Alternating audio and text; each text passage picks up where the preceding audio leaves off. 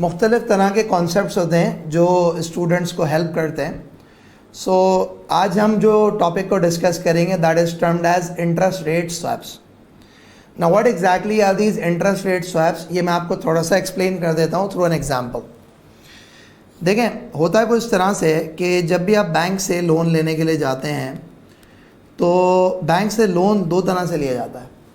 या तो आप बैंक से फिक्स्ड रेट के ऊपर बोरिंग करते हैं या फिर आप बैंक से फ्लोटिंग रेट के ऊपर बोरिंग करते हैं। प्रैक्टिकली अगर मैं आपको कहूँ तो banks majority of the cases के अंदर फ्लोटिंग रेट के ऊपर ही बोरिंग करते हैं, फिक्स्ड रेट के ऊपर कम बोरिंग ही होती है। खैर anyways, coming back to it, तो मैंने आपसे कहा जब आप बैंक से लोन लेने के लिए जाएंगे तो bank is going to be either providing you loan using a fixed rate या फिर जो है फ्लोटिंग रेट लोन दिया जाएगा। जो फिक्स्ड रेट लोन होता है वो क्या होता है, वो कुछ इस तरह से होता है जैसे लेट से बैंक ने कहा कि भाई हम आपको 10% इंटरेस्ट चार्ज करेंगे। वेरएज जो फ्लोटिंग रेट लोन होता है वो फ्लोटिंग रेट लोन को जिस तरह से होता है कि बैंक आपको कहेगा कि यार हम आपसे काइबोर प्लस लेट से 2% चार्ज करेंगे।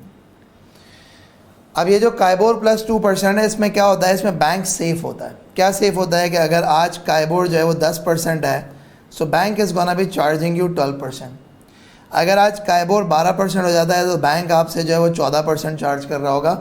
सो होता कुछ तरह से कि जब भी हम फ्लोटिंग रेट लोन की बात करते हैं तो उस फ्लोटिंग रेट लोन में आप एक चीज़ याद रखिएगा, that the concept of floating rate loan is that the bank ultimately जब रेट ऊपर होते हैं तो बैंक आपसे ऊपर रेट चार्ज कर रहा होता है, रेट नीचे होते हैं तो बैंक आपसे नीचे रेट चार्ज कर रहा होता है। अब ना होता कुछ तरह से कि कभी कभार आप एक ऐसी कंपनी है कि जिसने लेट से कि फ़िक्स्ड रेट लोन लिया हुआ है, सही। अब आपने फ़िक्स्ड रेट लोन लिया हुआ है 10% के ऊपर। आपकी एक्सपेक्टेशन है कि यार मार्केट में जो इंटरेस्ट रेट्स हैं वो डाउन हो जाएंगे, 6% के ऊपर इंटरेस्ट रेट आ जाएगा काइबोर। तो अगर हमने काइबोर प्लस 2% पे बोरिंग करनी है तो हम 8% पे खड़े होंगे अगर काइबोर 6% पे आ जाता तो। सो आपकी कोशिश क्या होती है एज अ कंपनी, आप कहते हो कि यार मैं अपने इस फिक्स्ड रेट लोन को फ्लोटिंग रेट लोन में कन्वर्ट कर लूँ। क्यों? क्योंकि मेरी एक्सपेक्टेशन है कि मार्केट में इंटरेस्ट रेट डाउन होंगे। अच्छा, अगर तुम्हारी एक्सपेक्टेशन है कि मार्केट में इंटरेस्ट रेट डाउन होंगे और तुम अपने फिक्स्ड रेट लोन को फ्लोटिंग रेट लोन में कन्वर्ट करना चाहते हो तो होगा कुछ तरह से, मैं रिपीट करता हूँ, होगा कुछ तरह से कि आप अपने बैंकर को अप्रोच करोगे और उस बैंकर से रिक्वेस्ट करोगे कि भाई हमारा लोन आप कन्वर्ट कर दो।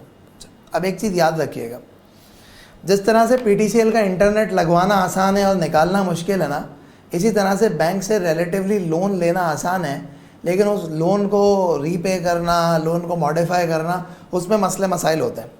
क्या मतलब लोन में मसले मसाइल होते हैं? बैंक आपको क्या करेगा, बैंक आपको कहेगा कि यार देखो, ये अगर तुम फिक्स से फ्लोटिंग रेट लोन के ऊपर जा रहे हो तो हमारे हिसाब से ये एग्जिस्टिंग लोन की टर्मिनेशन है और ये एक नया लोन है जो तुम लेने जा रहे हो। ये सिर्फ टर्म्स एंड कंडीशन चेंज नहीं हुई, तुम कहने को इसको लोन रीस्ट्रक्चरिंग कहो, but we would treat it as a new event and we would treat your existing loan liability to be a cancellation of existing event.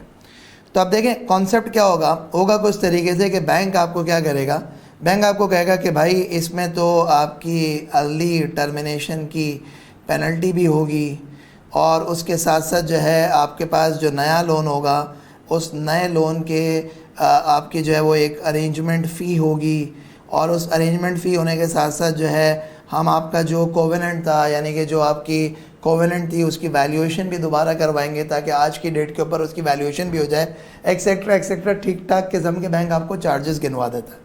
तो जब आपको बैंक ठीक ठाक किस्म के चार्जेस गिनवा देता है तो उस चार्जेस गिनवाने के बाद होता ये है कि आप कहते हो कि यार बेहतर है कि हम फिक्स्ड रेट में है ना, हम फिक्स्ड रेट पे हमें रहने दो, हमें नहीं चाहिए फ्लोटिंग रेट। इतने चार्जेस देने के बाद बचेगा क्या? तो आप क्या करते हैं, आप अपनी जो ख्वाहिश होती है उसको गिव अप कर देते हैं। आप कहते हैं सही है यार, we are okay with this fixed rate loan only. अच्छा, अब ना जिस तरह से आप हैं इस तरह से एक और मार्केट के अंदर प्लेयर है जिसने प्रेजेंटली बैंक से फ्लोटिंग रेट पे लोन लिया हुआ है और वो चाहता है कि वो अपने लोन को फिक्स्ड रेट पे कन्वर्ट करा दे। अच्छा, अब क्यों चाहता है? वो इसलिए चाहता है क्योंकि उसकी रीज़न है कि उसकी एक्सपेक्टेशन क्या है, उसकी एक्सपेक्टेशन है कि यार मैंने लोन लिया हुआ है काइबोर प्लस 2% पे। अब मसला ये है कि उसकी एक्सपेक्टेशन है आज काइबोर है 8% और ये कहीं काइबोर बढ़ के 11% ना हो जाए। तो अगर काइबोर बढ़ के 11% हो गया तो he would and up paying 13%। तो वो चाहता है कि आज अपने आप को जो है वो 11% फिक्स रेट पे लॉक कर दे। अब आप कहेंगे यार ये कैसे हो सकता है कि हम ये सोच रहे हैं कि इंटरेस्ट रेट कम होंगे, ये सोच रहे हैं कि इंटरेस्ट रेट जो ज़्यादा होंगे। तो भाई ये ऐसा ही है जैसे कि आप में से कुछ लोग ऐसे होंगे जो कि एक्सपेक्ट कर रहे होंगे कि अगली हुकूमत पीटीआई की होगी, और कुछ लोग ऐसे होंगे जो सोच रहे होंगे नहीं अगली हुकूमत पीटीआई की नहीं होगी, कोई और बंदा आ जाएगा, कोई और पार्टी आ जाएगी या मुश्तरका हुकूमत होगी, व्हाट्सएवर। तो यानी ये एक्सपेक्टेशंस का लाएअमल होता है। एक्सपेक्टेशंस होती हैं, किसी की एक्सपेक्टेशन क्या है, किसी की एक्सपेक्टेशन क्या है। अब ना तो जिस तरह से मेरी आपकी आम ज़िंदगी के अंदर बहुत सारी चीज़ों के अंदर एक्सपेक्टेशंस डिफ़र करती हैं, इसी तरीके से इंटरेस्ट रेट की एक्सपेक्टेशन भी होती है। कुछ लोग ये कहते हैं कि जी इंटरेस्ट रेट बढ़ेंगे, कुछ लोग कहते हैं इंटरेस्ट रेट कम होंगे, एक्सेट्रा एक्सेट्रा, मल्टीपल तरह की चीज़ें होती हैं। सो एक्सपेक्टेशंस पर दुनिया कायम है ना। सी अब हुआ कुछ तरीके से ये साहब भी जब बैंक के पास गए तो बैंक के पास जाने के बाद बैंक ने इसको भी इतने पैसे गिनवा दिए कि इसने कहा भाई माफ़ करो, we are okay with floating rate loan, हमें नहीं चाहिए, आप माफ़ करो, हमें नहीं चाहिए फ्लोटिंग रेट लोन, हम फिक्स्ड रेट लोन के ऊपर बहुत खुश हैं। तो अगर अब इन्होंने भी ये बात कर दी कि यार हम फिक्स्ड रेट लोन के ऊपर बहुत खुश हैं, तो अब होगा क्या? हुआ कुछ इस तरीके से कि ये जो बैंकर है ना, इस बैंकर ने ही आपसे जिक्र किया, आपसे कहा यार देखो बात सुनो, you are company A and there is a company called company B. तुम इस वक्त जो है वो फिक्स्ड रेट लोन पे हो और तुम फिक्स से जाते हो कि तुम फ्लोटिंग पे चले जाओ।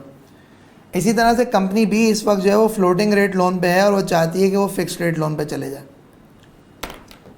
तो एक काम करो, हम तुम्हारी डील करवा देते हैं आपस में। वो क्या डील करवा देते हैं कि तुम दोनों आपस में पैसा एक्सचेंज कर लो ना, तुम दोनों आपस में एक दूसरे की इंटरेस्ट रेट लायबिलिटी एक्सचेंज कर लो। क्या मतलब?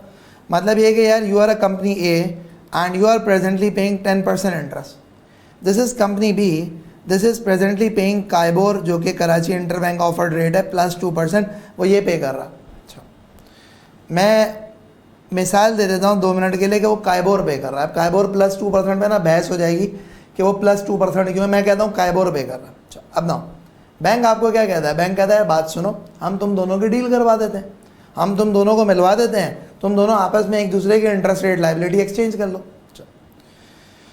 तो उस पर ऑब्वियसली हम अपना कमीशन चार्ज करेंगे। तो बैंक बगैर पैसों के तो काम नहीं करेगा, वो ऑब्वियसली एक कमीशन चार्ज करेगा। तो आपने कहा सही है यार, बहुत अच्छी बात है, तो कम से कम तुमसे कैंसिलेशन करवाना, नया लोन नेगोशिएट करना, इससे तो बेहतर है ना कि हम कैंसिलेशन के चार्जेस के बगैर तुम्हें कमीशन दे दें थोड़ा बहुत, उस पर हमारा काम चल जाएगा। अब ना हुआ कुछ तरीके से कि you being company A and this is company B, आपने कहा कि यार देख भाई बात सुन, हमने तो अल्टीमेटली उठा के बैंक को 10% देना है और तुमने उठा के बैंक को काइबोर देना है। तो अब एक काम ये करते हैं कि हम तुम्हें काइबोर दे देते हैं, तुम हमसे काइबोर लेके बैंक को ट्रांसफ़र कर देना और तुम हमें जो है वो 10% दे दो, हम तुम्हें 10% तुमसे लेके बैंक को दे देंगे। तो ये कंपनी भी कहती है जी ये तो बहुत अच्छी बात है, क्योंकि we will ultimately be converted into what, we will ultimately be converted into a fixed rate loan holder and you would be converted into floating rate loan holder। कैसे? देखो समझना होगा ये कि being a company A, आप सबसे पहले जो है ना बैंक को दोगे उठा के कितने पैसे, आप बैंक को दोगे उठा के 10%, आप कंपनी बी को उठा के दोगे और वो क्या दोगे, आप कंपनी बी को उठा के दोगे काइबोर। और अल्टीमेटली होगा क्या, अल्टीमेटली होगा ये कि आपने बैंक को उठा के दिया 10%, आपने कंपनी बी को उठा के दिया काइबोर। और तीसरी चीज़ जो हुई ना, वो तीसरी चीज़ हुई है कि कंपनी बी जो है वो आपको उठा के दे रही होगी 10%। सो हैंस रिजल्टिंगली आपका जो नेट इफेक्ट होगा, वो नेट इफेक्ट ये होगा कि you would be standing at KIBOR, nothing about company B. Company B क्या कर रही होगी, कंपनी बी उठा के बैंक को दे रही होगी और बैंक को उठा के जो कंपनी बी दे रही होगी ना, वो क्या दे रही होगी, वो काइबोर दे रही होगी। अच्छा, और कंपनी बी को कंपनी ए से मिल रहा होगा क्या चीज़, काइबोर। और कंपनी बी उठा के कंपनी ए को दे रही होगी क्या चीज़, 10%। सो अगर आप कंपनी बी की नेट पोजीशन देखोगे तो नेट पोजीशन ये है कि कंपनी बी 10% के ऊपर खड़ी होगी।